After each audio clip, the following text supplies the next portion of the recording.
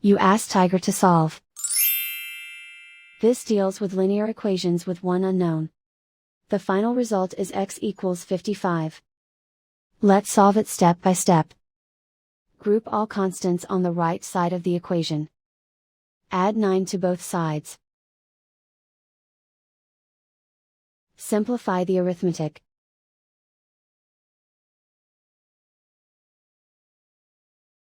Isolate the x.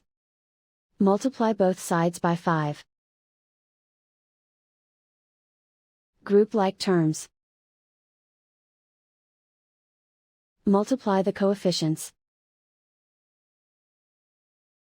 Simplify the fraction. Simplify the arithmetic. And so the final result is x equals 55.